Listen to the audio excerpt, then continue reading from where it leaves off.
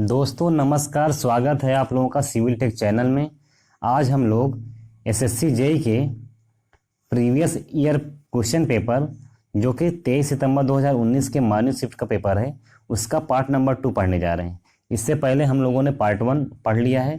अगर उसका वीडियो आप लोगों ने नहीं देखा है तो नीचे डिस्क्रिप्शन में लिंक दिया गया है, आप वहाँ से देख सकते हैं। तो आइए स्टार्ट करते हैं। क्वेश्चन नंबर 26 दिया है, कह रहा है विच ऑफ द फॉलोइंग, क्या दिया है, विच of the following is the function of the sub base layer in the payment. क्या दिया हुआ है क्वेश्चन में, अच्छा क्वेश्चन है। कह रहा है विच of the following is the function of the sub base layer in the payment. तो करेक्ट आंसर क्या हो जाएगा, बी आपका करेक्ट आंसर हो जाएगा यहाँ पर। To minimise the damage effect of the first action. मतलब क्या दिया है, कह रहा है कि पेमेंट में सब बेस लेयर का फंक्शन इसमें से क्या होता है, तो क्या होता है, करेक्ट आंसर आपका बी हो जाएगा। To minimise the damage effect, damage effect को मिनिमाइज करना होता है ऑफ द फर्स्ट एक्शन के लिए। अगला आपका दिया है कि डिस्क्रिप्शन में दिया है, कह रहा है to the AASHTO guide for the design of the pavement structure AASHTO 1993 1-21 define a sub base as one or more compacted layer of the granular or stabilized material between the subgrade and concrete pavement slab. The function of the subbase layer in the pavement is, क्या होता है, कह रहा है जो आस्टो guide है जो कि डिजाइन की जाती है किसके लिए, पेमेंट के स्ट्रक्चर के लिए, जो कि आस्टो 1993 का है और 1-21 पार्ट में बताया गया है, डिफाइन किया गया है कि सब बेस लेयर जो होती है वो one or more compacted layer होती है किसकी, ग्रेनुलर और स्टेबलाइज्ड मटेरियल की, between the subgrade and concrete pavement slab. आगे दिया कि function of the sub base layer का जो फंक्शन होता है क्या होता है पेमेंट में होता है, पहला आपका दिया है to minimise the damage effect of the first action. क्या है, to minimise the damage effect of the first action, इन फर्स्ट एक्शन के डैमेज इफेक्ट को मिनिमाइज करना। अगला आपका दिया है to provide uniform stable and permanent supports. क्या दिया है कि यूनिफॉर्म स्टेबल और परमानेंट सपोर्ट्स को प्रोवाइड कराना। अगला आपका दिया है to increase the modulus of subgrade reaction. क्या दिया है, to increase the modulus of the subgrade reaction, यानी क्या होता है सबग्रेड रिएक्शन के मॉडुलस जो होते हैं उनको इंक्रीज करना। अगला दिया है to prevent the pumping of fine grain soil at the joint crack and ease of the rigid slab. और लास्ट में आपका दिया है कि to provide a working platform for the construction of equipment. ठीक है, यानी क्या दिया है कि to provide a working platform, एक वर्किंग प्लेटफार्म प्रोवाइड कराना, कहाँ पर, for the construction of the equipment के कंस्ट्रक्शन के लिए। अगला नंबर क्वेश्चन दिया है, कह रहा है कि इन द सॉइल इंजीनियरिंग क्या दिया है कि what is the volumetric relationship between the define porosity, यानी पोरोसिटी को डिफाइन करने के लिए इसमें से बता रहा है कि वॉल्यूमेट्रिक रिलेशनशिप क्या होता है सॉइल में। तो करेक्ट आंसर आपका हो जाएगा डी। वो रेशियो होता है किसका, volume of voids and the total volume, यानी वॉल्यूम ऑफ वॉइड्स और टोटल वॉल्यूम का क्या होता है, रेशियो होता है। क्या होता है, ये पोरोसिटी कहलाता है, यानी पोरोसिटी बराबर क्या होता है, वी होता है। क्या होता है, पोरोसिटी बराबर वी होता है। तो ये क्या होता है, रेशियो होता है किसका, वॉल्यूम ऑफ वॉइड्स का और total volume of the soil का। इसको व्यक्त करते हैं परसेंटेज में। कह रहा है कि रेंज ऑफ पोरोसिटी का रेंज क्या होती है, 0 इज लेस देन होता है किसके, n इज लेस देन क्या होता है, 100 होता है। ठीक है, तो आपका ये इसको जो है रेंज आप देख लीजिएगा। अगला दिया है कि वाइड रेशियो क्या होता है, तो वाइड रेशियो जो होता है, रेशियो होता है वॉल्यूम ऑफ वाइड्स का to the volume of solids, यानी वी/वीएस होता है। और वाइड रेशियो और पोरोसिटी इनका रिलेशन क्या होता है, ई बराबर क्या होता है, n/1 - n होता है, या n बराबर क्या होता है, e/1 + e होता है। तो ये रिलेशनशिप देख लीजिएगा, ये भी बहुत क्वेश्चन जो है एग्जाम में आते हैं। अगला नंबर क्वेश्चन दिया है 28 नंबर क्वेश्चन में क्या दिया है, कह रहा है the modulus of elasticity of concrete का इज गिवन बाई ईसी क्या होता है, एमपीए में क्या लिया जाता है, तो करेक्ट आंसर आपका डी हो जाएगा 5000 √FC होता है। क्या होता है, ईसी बराबर 5000 √FC होता है। अब ये modulus of elasticity of concrete होती क्या है, पहले इसके बारे में समझते हैं। It is normally related to the compressive strength and is computed by the empirical relation recommended by IS 456-2000 code and is expressed as, क्या दिया है कि जो मॉडुलस ऑफ इलास्टिसिटी होती है किसकी, कंक्रीट की, ये समानता क्या होती है, कंप्रेसिव स्ट्रेंथ को जो है से संबंधित होती है, और computed by the empirical relation recommended by IS 456-2000 code. अब यहाँ पे कोड के हिसाब से ईसी बराबर क्या होता है, 5000 √FC होता है। और ये ईसी क्या होता है, ईसी जो होती है वो short term modulus of elasticity होती है किसकी, कंक्रीट की, जो कि व्यक्त की जाती है, किसमें व्यक्त करते हैं, न्यूटन पर mm स्क्वायर में व्यक्त किया जाता है। आगे दिया है कि एफसीके क्या होता है, एफसीके जो होता है वो कैरेक्टरिस्टिक स्ट्रेंथ होती है, कैरेक्टरिस्टिक कंप्रेसिव स्ट्रेंथ होती है, ये भी न्यूटन पर mm स्क्वायर में ली जाती है। आगे आपका दिया फ्लेक्चर स्ट्रेंथ ऑफ कंक्रीट क्या होता है, तो फ्लेक्चर स्ट्रेंथ ऑफ कंक्रीट जो होती है वो उसको FCR से डिनोट करते हैं। FCR बराबर क्या होता है, 0.7 अंडर FCK होता है न्यूटन पर mm स्क्वायर में। तो ये भी इंपॉर्टेंट फार्मूला है, इसको देख लीजिएगा। अगला नंबर क्वेश्चन दिया है, कह रहा है कि रिलेशन बताना है किसके बीच में, between the bulk modulus and young modulus and Poisson ratio 1/m दिया हुआ है। कह रहा है कि बल्क मॉडुलस और यंग मॉडुलस और पॉइजन रेशियो के बीच में रिलेशन क्या होता है, तो करेक्ट आंसर आपका क्या हो जाएगा, डी यहाँ पर करेक्ट आंसर हो जाएगा। क्या होता है, फार्मूला होता है के बराबर होता है m इंटू ई अपान में क्या हो जाएगा 3 कोष्टक में m-2 हो जाएगा। तो ये फार्मूला होता है, इसको ध्यान से देख लीजिएगा आप लोग, ये क्वेश्चन में आता भी है बहुत। अगला नंबर क्वेश्चन देखते हैं, कह रहा है कि what will be the range, क्या बता रहा है, कह रहा है कि what will be the range cost estimate for the first class building having a plinth area दिया हुआ है, कितना है 100 मीटर स्क्वायर का। कह रहा है if the rate per metre square is 600 rupees and necessary additions of the 20% are to be the made for the public health work। कह रहा है क्या, क्वेश्चन में दिया हुआ है आपको प्लिंथ एरिया दिया है, कितना एरिया है आपका 100 मीटर स्क्वायर का दिया हुआ है, और दिया है कि पर मीटर स्क्वायर पर कितना रुपीज़ जो है आवश्यक पड़ रहा है, रेट कितना है, तो पर मीटर स्क्वायर पर जो रेट है आपका कितना दिया हुआ है, वो 600 रुपये दिया हुआ है। अब 1 मीटर स्क्वायर का रेट जो है 600 रुपये है, तो 100 मीटर स्क्वायर का रेट कितना हो जाएगा, 100 हो जाएगा, और इंटू में क्या हो जाएगा 100 हो जाएगा, तो 100 इंटू 600 हो जाएगा जो है, तो कितना आंसर आ जाएगा आपका यहाँ पर रेट जो आया जाएगा टोटल 600 मीटर स्क्वायर का जो रेट आएगा कितना आ जाएगा, वो आ जाएगा आपका 60,000 यानी 60,000 आ जाएगा। अब दिया पूछ क्या रहा है आपसे क्वेश्चन में, कह रहा है कि रफ कास्ट एस्टिमेट बताना है, क्या बताना है, रफ कास्ट एस्टिमेट बताना है। अब रफ कास्ट एस्टिमेट निकालने के लिए आपका यहाँ पर पब्लिक हेल्थ वर्क के लिए 20% जो है एडिशनल इसमें ऐड किया जा रहा है, तो 20% जो ऐड किया जा रहा है उसको हम काउंट कर लेते हैं, तो 60,000 का 20% निकाल लेंगे, कितना आ जाएगा आपका 12,000 आ जाएगा। अब 12,000 में 6,000 जोड़ देंगे तो करेक्ट आंसर क्या हो जाएगा, जो टोटल कास्ट आएगी वो आपका आ जाएगा 72,000, ठीक है 72,000, यानी सी वाला आंसर आपका यहाँ पर करेक्ट हो जाएगा। अगला नंबर क्वेश्चन देखते हैं, 31 नंबर क्वेश्चन में कह रहा है कि what is the rate of filtration, क्या दिया हुआ, what is the rate of filtration in the slow sand filter use for the water purification, यानी वाटर प्यूरिफिकेशन के लिए स्लो सैंड फिल्टर में जो रेट ऑफ फिल्ट्रेशन होता है वो कितना रखा जाता है।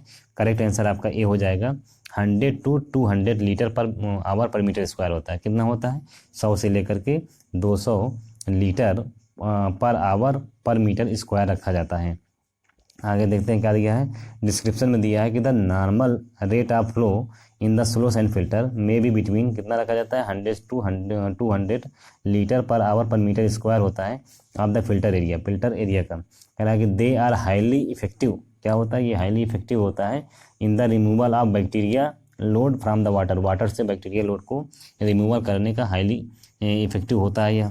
कह रहा है कि यह रिमूव करता है 98 to 99% of the bacteria in the water से बैक्टीरिया को 98 से 99% तक जो है रिमूव कर देता है अंडर द नॉर्मल कंडीशन के अंतर्गत। अगला दिया है कि in slow sand filter the flow is the under the gravity and the main removal mechanism are straining absorption and biological action. आगे दिया है कि rate of filtration for rapid sand filter के लिए ये रेट ऑफ फिल्ट्रेशन कितना रखा जाता है, तो ये रखा जाता है 3,000 to 6,000 लीटर पर आवर पर मीटर स्क्वायर रखा जाता है, कितना होता है 3,000 to 6,000 लीटर पर आवर पर मीटर स्क्वायर रखा जाता है। तो फिलहाल तो यहाँ पे आपका रेट ऑफ फिल्ट्रेशन पूछा था स्लो सैंड फिल्टर के, करेक्ट आंसर आपका क्या हो जाएगा, ए वाला यहाँ पर आपका करेक्ट आंसर हो जाएगा। अगला नंबर क्वेश्चन देखते हैं, अगले नंबर क्वेश्चन दिया है कि what do you mean by contingency in the deposit work में कंटेंजेंसी का मतलब क्या होता है, ये आपसे पूछ रहा है। तो करेक्ट आंसर क्या हो जाएगा, सी यहाँ पर करेक्ट आंसर हो जाएगा। The incidental change of a miscellaneous character that can not be classified under any subhead but क्या दिया, कॉस्ट इज एडेड, क्या दिया हुआ है कि जो डिपॉजिट वर्क में कंटिंजेंसी होता है, इसका मतलब क्या होता है? तो ये जो है इंसिडेंटल चेंज होता है किसके लिए? ऑफ ए मिसलेनियस कैरेक्टर का एक्सीडेंटल चेंज होता है, जो कि कैन नॉट भी क्लासीफाई नहीं कर सकते हैं अंडर एनी सबहेड, किसी भी सबहेड में, बट लेकिन क्या होता है, इसका जो कास्ट होता है वो क्या होता है? ऐड किया जाता है। तो करेक्ट आंसर आपका यहाँ पर सी हो गया है। अब कंटिंजेंसी होता क्या है पहले इसको समझते हैं। It is defined as the incidental expense of miscellaneous character which cannot be classified approximately under any distinct subhead but is added in the cost of construction necessarily। आगे दिया है it is 5% of the estimate, या estimate में क्या होता है 5% दिया जाता है, एंड ऐड किया जाता है as the contingency and petty work. Example में आपका दिया है मेडिसिन हो गया, for the labour and purchase the tools, यानी मेडिसिन में लेबर के लिए और जो टूल्स होते हैं उनको खरीदने के लिए ये सब ऐड किए जाते हैं। तो ये एग्जांपल दिया हुआ है इनका, ये भी पढ़ लीजिएगा। आगे अगला नंबर क्वेश्चन दिया कह रहा विच of the following is the chemical classification of the rock, यानी रॉक यानी चट्टान का केमिकल क्लासिफिकेशन इसमें से क्या होता है? तो करेक्ट आंसर क्या हो जाएगा आपका? सिलीसियस रॉक। जो सिलीसियस रॉक होती है वो क्या होती है? वो chemical classification of the rock होती है। अब chemical classification of the rock क्या क्या होते हैं? एक सिलीसियस रॉक हो गया आपका, अर्जिलियस रॉक हो गया और कैल्सीरियस रॉक हो गया। तो ये केमिकल रूप से इन 3 भागों में इनको बांटा गया है। अब सिलीसियस रॉक होती क्या है कि in this rock the silica predominate, this rock are hard and durable, यह रॉक जो होती है हार्ड और ड्यूरेबल होती है। They are not easily affected by the weathering agencies, granite, quartzite, basalt, trap, ये सब क्या होते हैं? एग्जाम्पल हैं किसके? सिलीसियस रॉक के। आगे दिया अर्जिलियस रॉक क्या होता है? तो in this rock the clay predominate होता है और सच रॉक में भी डेंस एंड कंपैक्टेड, ये रॉक क्या होती है? डेंस होती है और कंपैक्टेड होती है। आगे दिया हुआ है कि दे में बी सॉफ्ट स्लेट, क्या होती है? सॉफ्ट स्लेट हो गया, लेटेराइट हो गया, ठीक है। ये सब एग्जाम्पल हैं किसके? अर्जिलियस रॉक के। अगला कैल्सीरियस रॉक दिया हुआ है। कैल्सीरियस रॉक क्या होता है? तो in this rock the calcium carbonate predominate होता है और इसमें दिया कि durability of this rock will be depend upon, किस पे डिपेंड करती है? Constituent present in the surrounding atmosphere, यानी सराउंडिंग एटमॉस्फेयर पर जो है इनका जो है ड्यूरेबिलिटी जो होती है वो डिपेंड करती है। अब एग्जांपल क्या होते हैं? लाइमस्टोन हो गया, मार्बल हो गया, डोलोमाइट हो गया, ये सब एग्जांपल हैं किसके? कैल्सीरियस रॉक के एग्जांपल होते हैं। तो ये देख लीजिएगा, ये भी आपका जो है इंपॉर्टेंट बन जाता है क्वेश्चन। अगला नंबर क्वेश्चन दिया है, कह रहा है कि व्हाट इज द एक्सप्रेशन, क्या दिया? What is the expression of crippling load for a column with both end हीट, यानी क्या दिया है? जब उसके दोनों सिरे के, किसी भी कॉलम के जब दोनों सिरे हीट होते हैं तो ऐसी कंडीशन में क्रिपलिंग लोड कितना रखा जाता है, ये आपको बताना है। तो करेक्ट आंसर क्या हो जाएगा?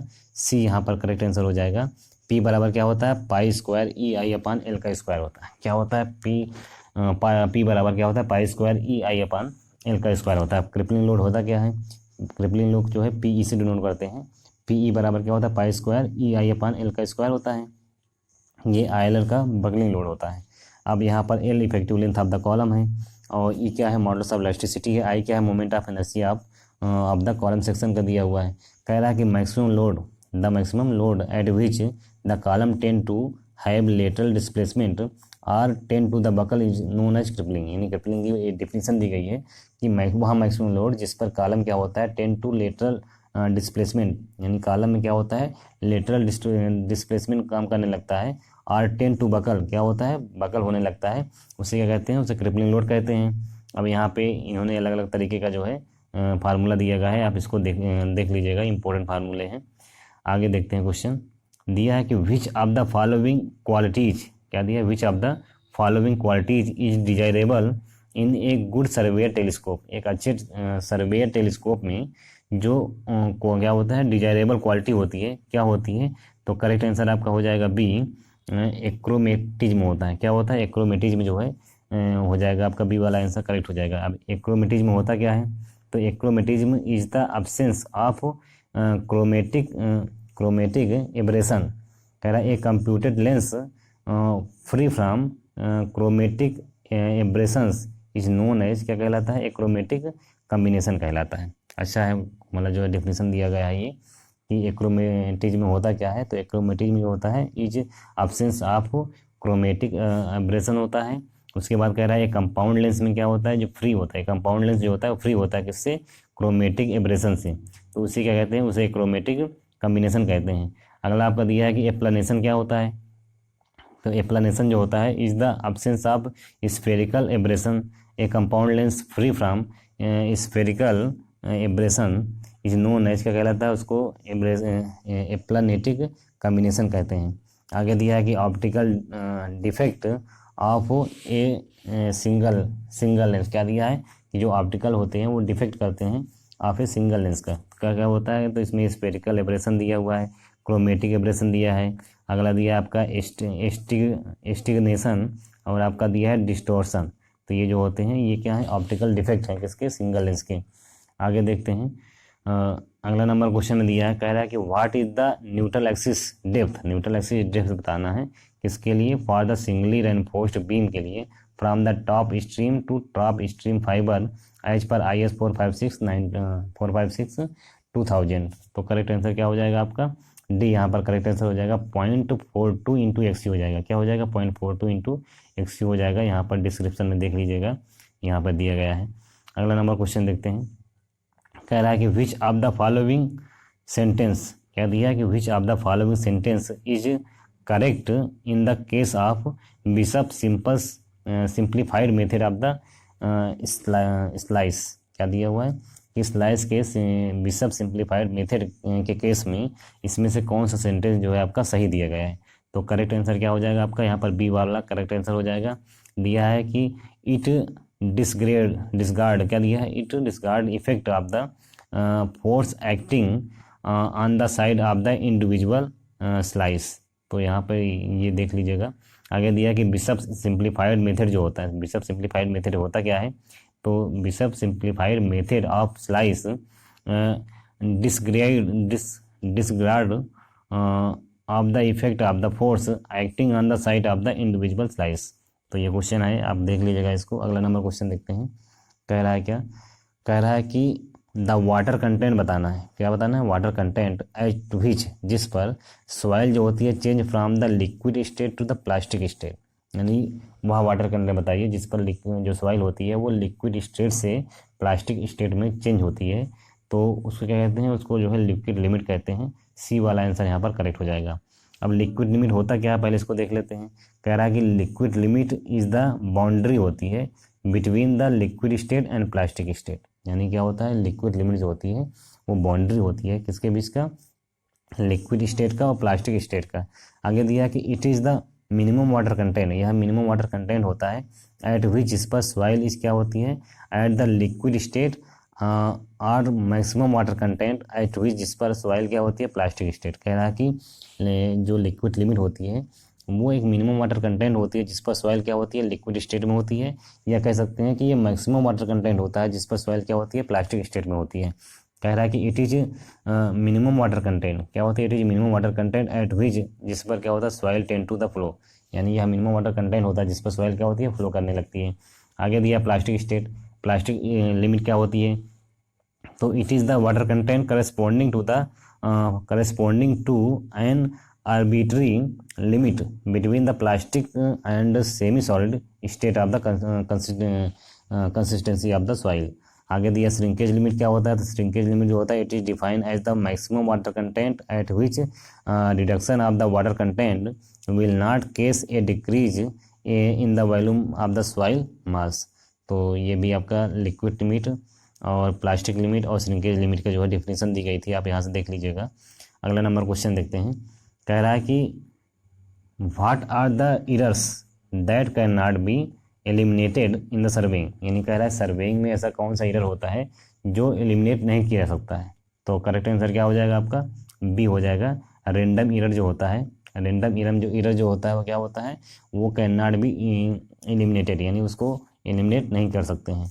अब रेंडम एरर होता क्या है पहले समझते हैं। कह रहा है कि रेंडम एरर और एक्सीडेंटल एरर आर क्या होता है, प्रीडिक्टिव। क्या होता है, जो रेंडम एरर होता है वो क्या होता है, उसको एक्सीडेंटल एरर भी कहते हैं। और ये क्या होता है, ये अनप्रेडिक्टेबल होता है और दे आर ट्रूली एक्सीडेंटल क्या होता है, ये क्या होता है, ट्रूली एक्सीडेंटल होता है और कैन नॉट बी अवॉइडेड, इसको हम अवॉइड नहीं कर सकते हैं। और these are however 3 basic characteristic of the random error, मतलब 3 बेसिक कैरेक्टरिस्टिक्स होते हैं किसके, रैंडम मिरर के। पहला दिया है कि small error are more frequent than the large error, यानी स्मॉल इरर जो होता है वो ज़्यादा फ्रिक्वेंट होता है किससे, लार्ज इरर से। अगला आपका दिया हुआ कि very large error do not occur at all, क्या दिया है कि वेरी लार्ज इरर जो होते हैं वो do not occur at all. अगला दिया कि positive and negative error of the same size colour with equal frequency, यानी पॉजिटिव और जो निगेटिव इरर होते हैं सेम साइज के वो क्या होते हैं, वो इक्वल फ्रिक्वेंसी पे जो है कार्य करते हैं। तो ये आपका जो है 3 कैरेक्टरिस्टिक बेसिक कैरेक्टरिस्टिक्स दिया हुआ था किसका, रैंडम मिरर का, ये भी पढ़ लीजिएगा। अगला नंबर क्वेश्चन दिया है, कह रहा है कि what which of the following tunnel, for which क्या दिया है, for which of the following tunnel losses in the Manning rugosity coefficient जो यूज किया जाता है in the calculation of the head loss, यानी हेड लॉस के कैलकुलेशन में यूज किया जाने वाला माइनिंग रोगोसिटी कोफिशिएंट जो होता है उसमें कह रहा है कि उसके लिए कौन कौन से लॉसेस होते हैं। तो करेक्ट आंसर आपका हो जाएगा फ्रिक्शन लॉस, क्या होता है, फ्रिक्शन लॉस होता है। फिर से क्वेश्चन देखिए, कह रहा है for which of the following tunnel losses, यानी टनल का कौन कौन सा इसमें से लॉसेस है किसके लिए, इज मीनिंग रोगोसिटी कोफिशिएंट के लिए जो कि हम यूज़ करते हैं किसके लिए, इन द कैलकुलेशन करने के लिए ऑफ द हेड लॉस का कैलकुलेशन करने के लिए। तो करेक्ट आंसर आपका यहाँ पर सी हो जाएगा, फ्रिक्शन लॉस होता है। अब ये फ्रिक्शन लॉस होता क्या है समझते हैं इसको। दिया कि फ्रिक्शन लॉस जो होता है is one of the tunnel losses in which Manning rugosity coefficient is used the calculation of the head loss, यानी हेड लॉस के कैलकुलेशन में इसका हम प्रयोग करते हैं। अब जो फ्रिक्शन रफनेस होता है क्या होता है, ये of a tunnel surface causes major losses, ये क्या होता है, ये फ्रिक्शन लॉस जो होता है ये मेजर लॉसेस के अंतर्गत आता है। अब head loss due to friction के कारण जो हेड लॉस होता है वो क्या होता है, वो LV का स्क्वायर अपॉन M का स्क्वायर RN/4/3 होता है। अब M क्या होता है, M जो होता है वो 1/N होता है। अब यहाँ पे L क्या दिया है, L आपका जो है टनल लेंथ दिया गया है जो कि M है। और V क्या है, V जो होती है आपकी फ्लो वेलोसिटी होती है, मीटर पर सेकेंड में होता है। और RN क्या होता है, ये हाइड्रोलिक रेडियस होता है। आगे M क्या दिया है, M जो है आपका माइनिंग नंबर दिया हुआ है। तो ये अलग अलग वैल्यू दी गई हैं, इनको देख लीजिएगा। अगला नंबर क्वेश्चन देखते हैं, कह रहा है कि विच of the following is a non automatic rain, क्या दिया है, विच of the following is a non automatic rain gauge use in the measurement of the rainfall, क्या दिया हुआ है, अच्छा क्वेश्चन है। कह रहा है इसमें से कौन सा नॉन ऑटोमेटिक रेन होता है, रेन गेज होता है जो कि हम रेनफॉल में यूज़ करते हैं। तो करेक्ट आंसर क्या हो जाएगा, यहाँ पर ए वाला आंसर करेक्ट हो जाएगा। उसको साइमन रेन गेज बोलते हैं, क्या बोलते हैं, साइमन रेन गेज बोला जाता है। अब ये साइमन रेन गेज होता क्या है, तो Symon rain gauge is the non automatic और नॉन रिकॉर्डिंग रेन गेज होता है जो कि हम यूज़ करते हैं किसमें, by meteorological department of the government of India, यानी गवर्नमेंट ऑफ इंडिया का जो मेट्रोलॉजिकल डिपार्टमेंट होता है वहाँ पर हम यूज़ करते हैं।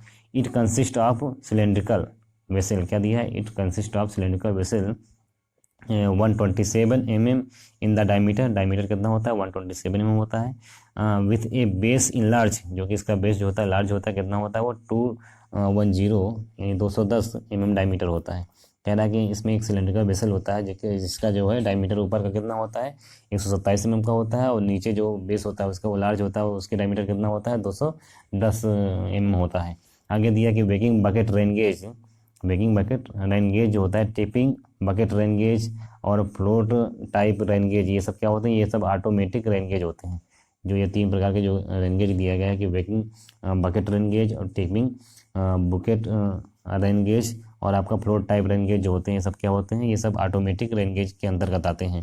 अगला नंबर क्वेश्चन दिया है, कह रहा है कि the covered area of a building measure at the floor level is called, कह रहा है कि जो फ्लोर लेवल पर किसी भी कवर्ड एरिया का जो बिल्डिंग होता है, यानी बिल्डिंग का कोई भी कवर्ड एरिया जो मेजर किया जाता है। फिर से क्वेश्चन समझिए, कह रहा है कि फ्लोर लेवल पर जो बिल्डिंग का कवर एरिया मेजर किया जाता है उसे क्या कहते हैं, तो उसको जो है प्लिंथ एरिया कहते हैं। ए वाला आंसर यहाँ पर करेक्ट हो जाएगा। अब समझते हैं प्लिंथ एरिया होता क्या है। कह रहा है कि it is define as the covered area, क्या होता है, ये डिफाइन किया जाता है कवर्ड एरिया के रूप में ऑफ द बिल्डिंग के, जो कि मेजर्ड मापता है, क्या मापता है, ये फ्लोर लेवल को मापता है। It is measured by the taking external dimension, क्या होता है, यह मापा जाता है taking external dimension of the building, building के एक्सटर्नल डायमेंशन को मापता है, जो कि excluding plinth offset if meaning, क्या दिया है, इफ एनी, यदि कोई प्लिंथ ऑफसेट पर जो है प्लिंथ क्या दिया है कि आपका external dimension of the building excluding, जो कि छोड़ के होता है, क्या होता है, प्लिंथ ऑफसेट को छोड़कर, अगर कोई प्लिंथ ऑप्शन होता है तो उसको छोड़ करके बाकी जो डायमेंशन होते हैं उनको मेजर किया जाता है। आगे दिया है कि सर्कुलेशन एरिया क्या होता है, तो area use for the movement, यानी जो मूवमेंट के लिए एरिया हम यूज़ करते हैं, जैसे आपका बरामदा हो गया, ये स्टेयरकेस हो गया, कॉरिडोर हो गया, बालकनी हो गया, ये सब जो होते हैं ये सब सर्कुलेशन एरिया के अंतर्गत आते हैं। अगला आपका दिया हुआ है कि सर्कुलेशन एरिया जो होता है अप्रॉक्सीमेटली इक्वल होता है किसके, प्लिंथ एरिया के माइनस कारपेट एरिया, यानी प्लिंथ एरिया में अगर हम कारपेट एरिया को घटा देते हैं तो जो एरिया हमको प्राप्त होता है उसको क्या कहते हैं, उसको सर्कुलेशन एरिया कहते हैं। अगला दिया है कारपेट एरिया क्या होता है, तो दिस मीन्स एरिया बिल्डिंग, यह मतलब क्या होता है, एरिया का ऐसा मतलब बिल्डिंग का ऐसा एरिया होता है विच इज़ यूजफुल, जो कि यूजफुल होता है, जैसे एरिया ऑफ ड्राइंग रूम हो गया, डाइनिंग रूम हो गया, एरिया ऑफ किचन हो गया, स्टेयरकेस हो गया, स्टोर हो गया, और ये सब क्या होते हैं, ये सब जो होते हैं कारपेट एरिया के अंतर्गत आते हैं। उसके बाद यह कि it generally 50 to 60% of the plinth area, यानी प्लिंथ एरिया का लगभग 50 से 60% जो होता है ये सब क्या होता है, ये सब प्लिंथ एरिया क्या बोलते हैं, कारपेट एरिया कहलाता है। ठीक है, क्या होता है कि यह लगभग प्लिंथ एरिया का 50 से 60% जो एरिया होता है वो प्लिंथ कारपेट एरिया के अंतर्गत आता है।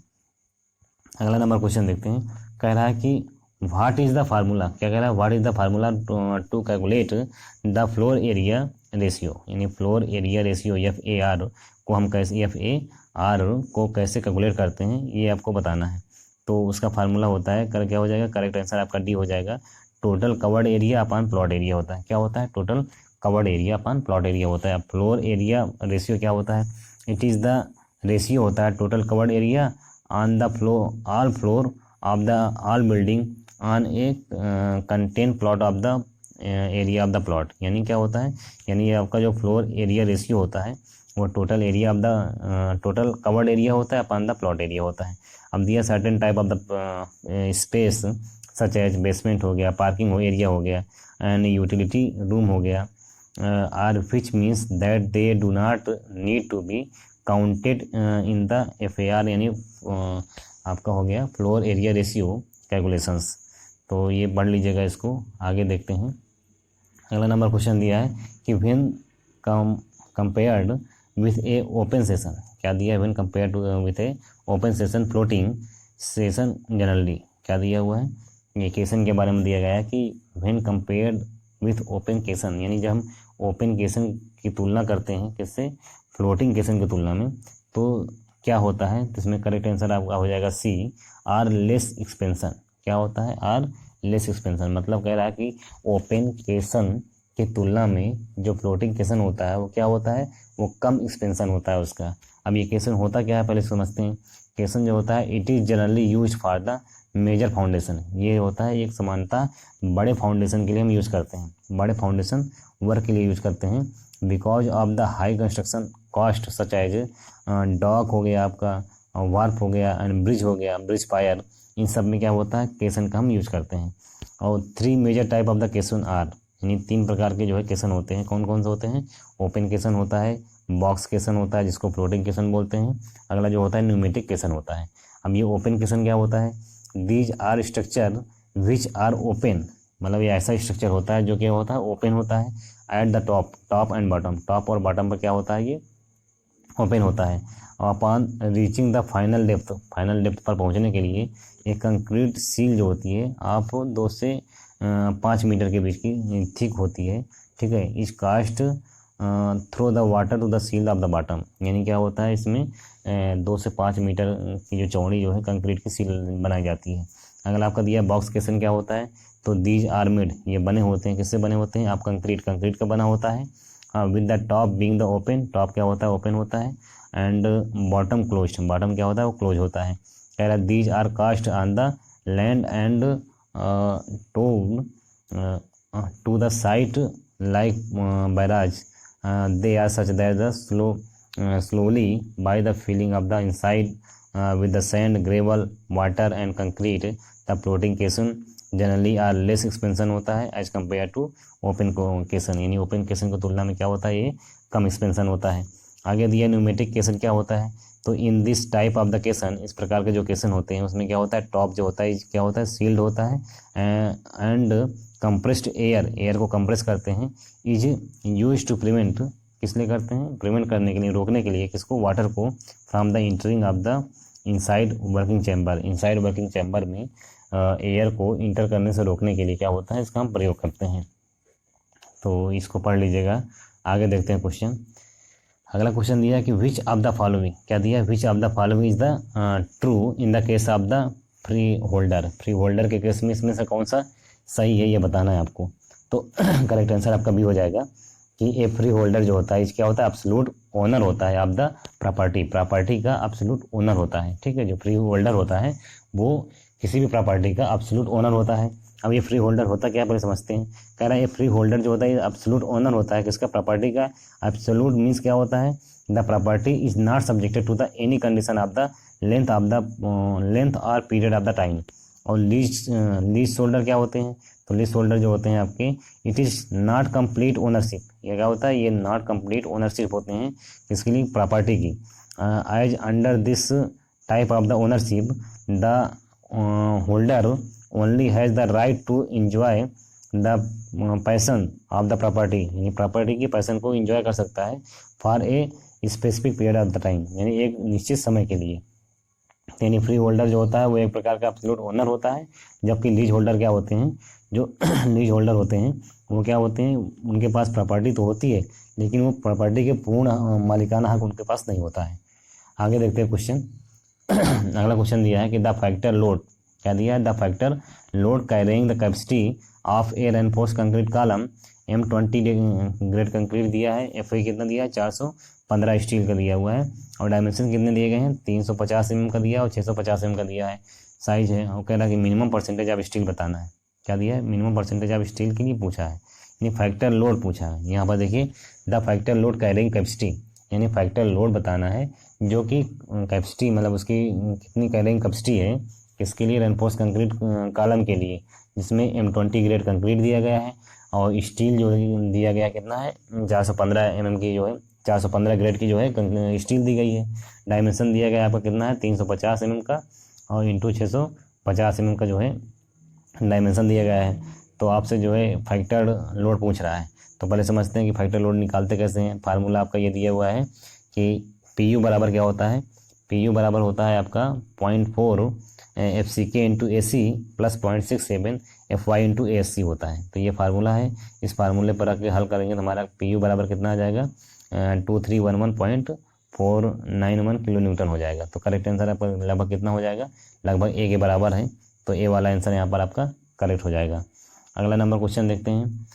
अगले नंबर क्वेश्चन में दिया है, कह रहा है कि in estimation and valuation, estimation और वैल्यूएशन में change that levied at the time of transfer और issue of the stock in the addition of the book value and storage charge are term as, क्या दिया है, कह रहा है कि एस्टिमेशन और वैल्यूएशन में जो चेंजेस होते हैं that are levied at time of transfer और issue of the stock in the addition of book value, यानी एडिशन करते हैं किसका, बुक वैल्यू का और स्टोरेज चार्ज का, तो उसको क्या कहते हैं, तो उसको क्या कहते हैं, इशू रेट, क्या कहा जाता है, वो इशू रेट के अंतर्गत आता है। C वाला आंसर करेक्ट हो जाएगा। अब ये इशू रेट होता क्या है, the rate fixed for the issue of each article from the storage या स्टोर इज नोन एज, क्या कहलाता है, उसको इशू रेट कहते हैं। कह रहा है कि this issue rate is fixed on the basis of no profit no loss and should include all the expenditure of the point of issue of the articles। कह रहा है it is also change, क्या हुआ, it is also change that are lived at the time of the transfer or issue of the stock in the edition of the book value and storage changes charges। अगला दिया कि market rate क्या होता है, तो market rate जो होता है ये टर्म होता है। मार्केट रेट इसका मतलब क्या होता है, मतलब होता है the rate of an item at the store गोदाम from the public market at A given time, किसी दिए गए समय में पब्लिक मार्केट का जो स्टोरेज गोदाम में आइटम का रेट होता है वो हमारा क्या होता है, मार्केट रेट कहलाता है। तो ये टर्म दिए गए हैं, आप पढ़ लीजिएगा इसको। अगला नंबर क्वेश्चन दिया है, कह रहा है कि हाउ कैन वी कंट्रोल, हम कैसे कंट्रोल कर सकते हैं किसको, वाटर लॉगिंग को, in the agriculture land, agriculture land में वाटर लॉगिंग को हम किस प्रकार से कंट्रोल कर सकते हैं। करेक्ट आंसर आपका बी हो जाएगा, by lining of the canal, canal को लाइनिंग करके, कैनाल का संरेखन या आस्तरीकरण करके जो है इरिगेशन एग्रीकल्चरल लैंड में वाटर लॉगिंग को कंट्रोल कर सकते हैं।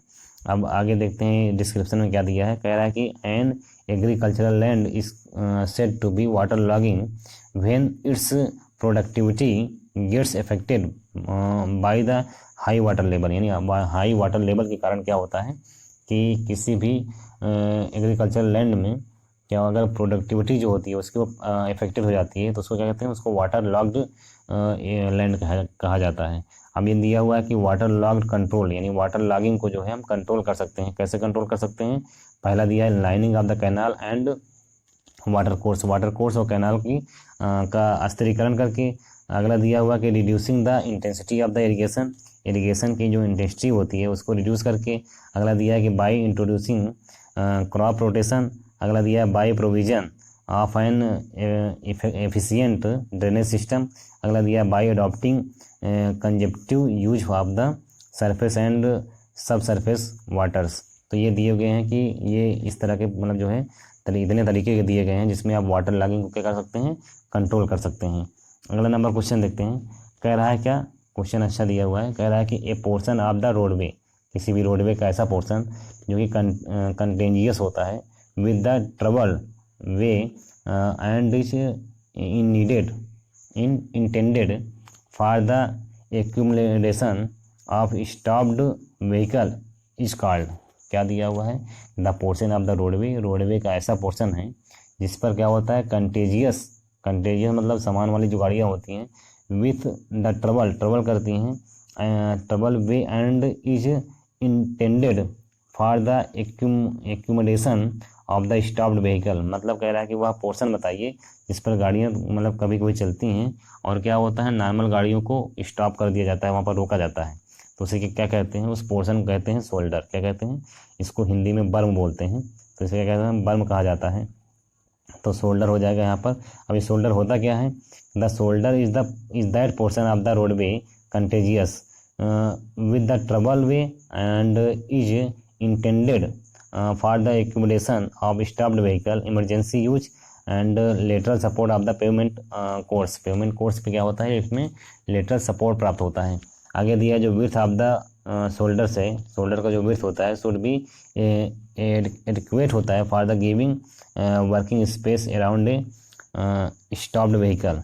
आगे दिया कि current Indian practice for two lane roadway, for two lane road suggest A shoulder width जो होती है कितनी होती है, 2.5 मीटर रखी जाती है for the road in the rural area, rural area में लगभग जो शोल्डर की विड्थ होती है वो 2.5 मीटर रखी जाती है। आगे दिया कर्व, कर्व क्या होता है, तो एक कर्व इज द वर्टिकल और स्लोपिंग मेंबर होता है जो कि along the east of the payment, payment के किनारे पर होता है, और shoulder farming part, shoulder farming part यानी शोल्डर का ही पार्ट होता है, जैसे गटर हो गया और स्ट्रिंगिंग हो गया, and protecting the east, east को प्रोटेक्ट करने के लिए हम यूज़ करते हैं, और clearing defining east of the vehicle users, vehicle user को जो किनारे होते हैं उनको डिफाइन करने, स्पष्ट रूप से डिफाइन करने के लिए भी हम क्या करते हैं, कर्व का प्रयोग करते हैं। अगला नंबर क्वेश्चन दिया है, कह रहा है कि according to the IS 456/2000 what should be the unit weight of the plain cement concrete, plain cement concrete का यूनिट वेट कितना होता है ये पूछ रहा है आपसे। तो करेक्ट आंसर आपका ए हो जाएगा, 24 kilo newton per metre square होता है। कितना होता है, 24 kilo newton per metre square जो है होता है। आगे दिया है कि according to the IS 456/2000 unit weight of the common building material, common building material का जो है यूनिट वेट दिया गया है, एक तरफ मटेरियल दिया गया है एक तरफ यूनिट वेट दिया गया है। और जैसे प्लेन सीमेंट कंक्रीट है इसका कितना होता है, इसका होता है 24 kilo newton per metre cube होता है। आगे दिया है कि रेनफोर्स सीमेंट कंक्रीट है यानी RCC है, उसके लिए 25 kilo newton per metre cube होता है। अब ब्रिक मशीनरी है तो इसके लिए होता है 19 to 20 kilo newton per metre cube होता है। स्टोन मशीनरी दिया है तो कितना हो जाएगा इसका जो है 21 to 27 kilo newton per metre cube होता है। टिम्बर कितना होता है 6 to 10 kilo newton per metre cube होता है। और प्लास्टर सीमेंट कितना होता है 21 kilo newton per metre cube होता है। प्लास्टर लाइम कितना होता है 18 kilo newton per metre cube होता है। स्टील कितना होता है 78.5 kilo newton per metre cube होता है। और लास्ट में आपका दिया है रूफ फिनिश के लिए कितना होता है तो 0.2 से लेकर के 1.2 kilo newton per metre cube होता है। ये 50 नंबर क्वेश्चन है, इसको देख लीजिएगा। तो इस प्रकार से हम लोगों ने इस वीडियो में एसएससी जेईई के प्रीवियस ईयर क्वेश्चन पेपर का पार्ट नंबर 2 पढ़ लिया है। इससे पहले हम लोगों ने पार्ट 1 पढ़ लिया था। इस वीडियो का अगर PDF चाहिए तो नीचे डिस्क्रिप्शन में लिंक दिया गया है, आप वहाँ से डाउनलोड कर सकते हैं। और आपको हमारा वीडियो पसंद आता है तो प्लीज़ लाइक करें, शेयर करें, सब्सक्राइब करें। Thank you.